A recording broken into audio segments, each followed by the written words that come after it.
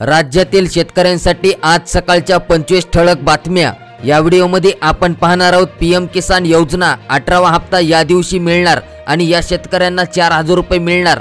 त्यानंतर पाहणार आहोत लाडकी बहीण योजना दुसरा हप्ता कधी मिळणार। त्यानंतर पाहणार आहोत पीक विमा योजनेत झाले महत्त्वाचे बदल, आता हेक्टरी रक्कम शेतकऱ्यांना कशी मिळणार यामध्ये झाला मोठा बदल। त्यानंतर पाहणार आहोत राशन, कांदा आणि आजचा हवामान अंदाज, अशा अनेक 25 अपडेट या व्हिडिओमध्ये आपण पाहणार आहोत। व्हिडिओ संपूर्ण शेवटपर्यंत नक्कीच बघा आणि व्हिडिओला आताच लाईक करा।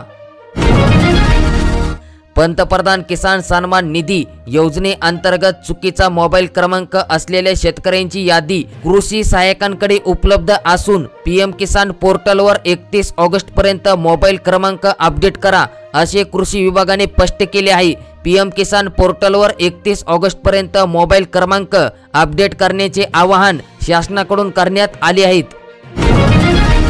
येत्या 3 सप्टेंबरपासून एसटी कर्मचाऱ्यांचे मोठे आंदोलन छेडण्याच्या तयारीत असून एसटी कर्मचारी कृती समितीने सरकारला संपांचा इशारा दिला आहे। यामुळे ऐन सणासुदीच्या दिवसात प्रवाशांचे मोठ्या प्रमाणात हाल होण्याची शक्यता आहे। मुख्यमंत्री माझी लाडकी बहीण योजनेसाठी प्राप्त काही अर्जांमध्ये त्रुटी असल्याने असे अर्ज ऑनलाईन स्वरूपात परत पाठवण्यात आले आहेत। या अर्जांमधील त्रुटींची पूर्तता करून अर्ज पुन्हा जिल्हास्तरीय समितीकडे पाठवावेत, अशा सूचना जिल्हाधिकारी यांनी दिल्या। ज्या महिलांनी अद्याप बँक खात्यांना आधार क्रमांक संलग्न केलेला नाही, अशा महिलांनी आपले खाते असलेल्या बँकेत जाऊन बँक खात्यांना आधार क्रमांक जोडण्याची कारवाई करावी। तसेच आतापर्यंत अर्ज न केलेल्या पात्र महिलांनी मुख्यमंत्री माझी लाडकी बहीण योजनेच्या पोर्टलवर अर्ज सादर करण्याचे आवाहन करण्यात आले आणि मुख्यमंत्री माझी लाडकी बहीण योजनेच्या पहिल्या टप्प्यातील पात्र लाभार्थ्यांना 3000 रुपयांची रक्कम खात्यात जमा करण्यात आली। दुसरा टप्पा म्हणजेच की दुसरा हप्ता 31 ऑगस्ट रोजी महिलांच्या खात्यात जमा होईल। पंतप्रधान किसान सन्मान निधी योजनेअंतर्गत तुम्ही पात्र असाल तर तुम्हाला चांदी मिळणार आहे, कारण अशा शेतकऱ्यांनाही योजनेचा लाभ यावेळी देण्याचा सरकारचा विचार आहे। मागील 2 टर्म ज्यांना योजनेचा लाभ मिळालेला नाही, यावेळी अशा शेतकऱ्यांची यादी तयार करण्यात येत असल्याचा दावा सूत्रांनी केला। ज्यांना 17वा हप्ता म्हणजेच की ज्या शेतकऱ्यांना 17व्या हप्त्यांचा लाभ मिळाला नाही, यावेळी अशा शेतकऱ्यांच्या खात्यात दोन्ही हप्त्यांचा लाभ एकाच वेळी देता येणार असल्याचे सांगण्यात येत आहे। मात्र याबाबत विभागाकडून कोणतीही अधिकृत निवेदन जारी करण्यात आले नाही। खरं तर नवीन सरकार स्थापन झाल्यानंतर लगेचच पंतप्रधान मोदींनी वाराणसीला भेट दिली व त्याच वेळी पीएम किसान सन्मान निधीचा 17वा हप्ता देखील डीबीटीद्वारे देशातील 9.27 कोटी शेतकऱ्यांच्या खात्यात हस्तांतरित करण्यात आला। मात्र यावेळीही सुमारे 2.5 कोटी शेतकरी या योजनेपासूनच वंचित राहिले आहेत। मात्र यावेळी देखील सुमारे 2.5 कोटी शेतकरी या योजनेच्या लाभांपासून वंचित राहिले। जर शेतकऱ्यांनी सरकारने ठरवून दिलेले सर्व नियमांची पूर्तता केली तर अशा शेतकऱ्यांना एकाच वेळी 3 हप्त्यांचा लाभ देण्याची योजना आखली जात आहे। म्हणजेच की अशा शेतकऱ्यांच्या खात्यात 4000 रुपये थेट जमा होतील। मात्र आतापर्यंत ही चर्चा केवळ विभागीय अधिकाऱ्यांकडेच आहे, त्यांची अधिकृत घोषणा झालेली नाही। जर अद्याप कोणत्याही शेतकऱ्यांनी ई-केवायसी केली नसेल तर तात्काळ करून घ्या, अन्यथा यावेळी देखील तुम्हाला 18वा हप्ता मिळणार नाही। याशिवाय भूलेख पडताळणी करणे आणि बँक खाते आधारशी जोडणे देखील आवश्यक आहे। योजनेचा 18वा हप्ता ऑक्टोबरच्या पहिल्या आठवड्यातच पात्र शेतकऱ्यांच्या खात्यात जमा करण्यात येणार असल्याचे सांगण्यात येत आहे। यवतमाळ जिल्ह्यातील घाटंजी तालुक्यातील पारवा येथील स्टेट बँक ऑफ इंडिया या शाखेने अनेक महिलांच्या खात्याला होल्ड लावल्याने सदर महिला मुख्यमंत्री माझी लाडकी बहीण योजनेच्या पैशांपासून महिला वंचित राहिल्या आहेत। सण उत्सवांच्या कालावधीत राशन धान्यातून गोरगरीब लाभार्थ्यांना गव्हाऐवजी ज्वारी देण्यात येणार आहे। ऑगस्ट महिन्यात ज्वारींचे वाटप झाले तर आता सप्टेंबर आणि ऑक्टोबर महिन्यात पुन्हा वाटप होणार। सणासुदीमध्ये राशनमध्ये गव्हांऐवजी ज्वारींचे 3 महिन्यांपर्यंत वाटप, शिधापत्रिका धारकात नाराजीचा सूर आहे।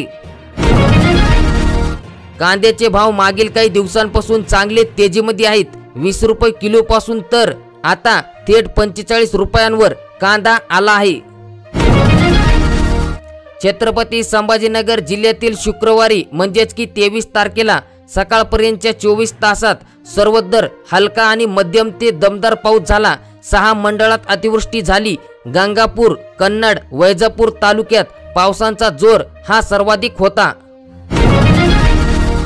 पंतप्रधान आवास योजना आता अधिक लोकांना याचा लाभ मिळणार, म्हणजेच की योजनेत मोठा बदल करण्यात आला। घरकुल कोणाला मिळणार तर या योजनेत अर्जदारांचे मासिक उत्पन्न, ज्यांच्याकडे असलेली वाहने आणि इतर सुविधा यांच्या आधारे पात्रता ठरवली जायची। मात्र आता सरकारने या निकषात बदल केला। यानुसार आता अर्जदाराचे मासिक उत्पन्न 15,000 रुपये असेल तरीही आणि त्यांच्या घरी बाईक म्हणजेच की दुचाकी असेल, फ्रीज किंवा लँडलाईन फोन असला तरी देखील या योजनेस तो व्यक्ती पात्र ठरणार आहे।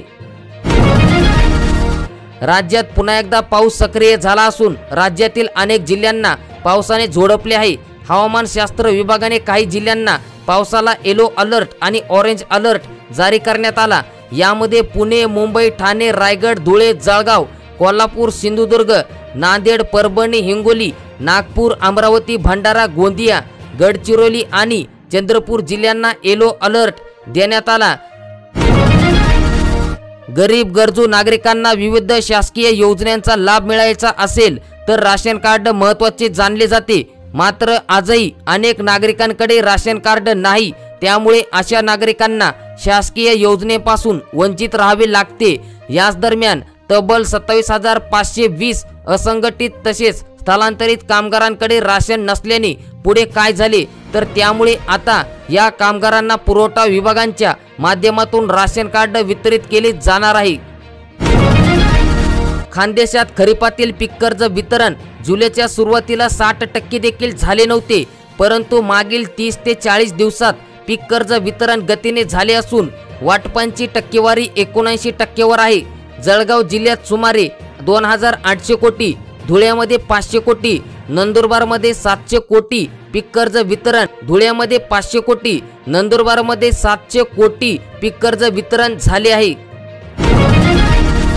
सर्वसामान्यांसाठी महत्त्वाची बातमी, 1 सप्टेंबर पासून हे 4 नियम बदलणार। यामध्ये फेक कॉलवर नियंत्रण येणार, क्रेडिट कार्डच्या नियमामध्ये बदल होणार, दूध चाकीवर म्हणजेच की बाईकवर मागे बसणाऱ्यांनाही हेल्मेट आवश्यक, LPGच्या किमतीत बदल 1 सप्टेंबर पासून यामध्ये कोणते बदल होणार हे आपण 1 सप्टेंबरच्या सकाळच्या व्हिडिओमध्ये पाहणार आहोत। आज 25 ऑगस्ट, आज दक्षिण कोकणातील रायगड आणि मध्य महाराष्ट्रातील पुणे, सातारा या जिल्ह्यांना रेड अलर्ट जारी करण्यात आला। उत्तर कोकणातील पालघर, ठाणे, रत्नागिरी, मध्य महाराष्ट्रातील जळगाव, नाशिक या जिल्ह्यांना उद्या जोरदार पावसाचा ऑरेंज अलर्ट देण्यात आला आहे। कृषी पंपांचे बिल भरावे लागणार नाही, शेतकऱ्यांना वर्षभर दिवसाई वीज मिळेल, देवेंद्र फडणवीस यांची मोठी घोषणा। देशातील 250हून अधिक शेतकरी संघटना MSP गॅरंटी किसान मोर्चाच्या माध्यमातून किसान हमीभाव व संपूर्ण कर्जमाफीसाठी निर्णायक आंदोलन करून केंद्र सरकारला गुडघे टेकायला भाग पाडणार आहे, असा इशारा स्वाभिमानी शेतकरी संघटनेचे नेते राजू शेट्टी यांनी दिल्ली येथे 25 राज्यातून आलेल्या 250हून अधिक शेतकरी संघटनांच्या पदाधिकारी बैठकीत दिला। हमीभाव कर्जमुक्तीसाठी निर्णायक आंदोलन करणार। स्पर्धा परीक्षा देणाऱ्या विद्यार्थ्यांनी 3 दिवसांपासून पुण्यातील लाल बहादूर शास्त्री रस्त्यावर ठिय्या आंदोलन केले आहे। यावरून आता ज्येष्ठ नेते खासदार शरद पवार यांनी सरकारला गुरुवारी म्हणजेच की 22 तारखेला निर्वाणाचा इशारा दिला आहे। तसेच स्पर्धा परीक्षा देणाऱ्या विद्यार्थ्यांच्या मागण्या मान्य करा, अन्यथा मलाच आता या आंदोलनात उतरावं लागेल, असं पवार यांनी म्हटलं आहे। यामुळे सरकार पुढे नवा पेच निर्माण झाला असून संयुक्त पूर्व परीक्षेत बदल होतो याकडे विद्यार्थ्यांचं लक्ष लागलं आहे।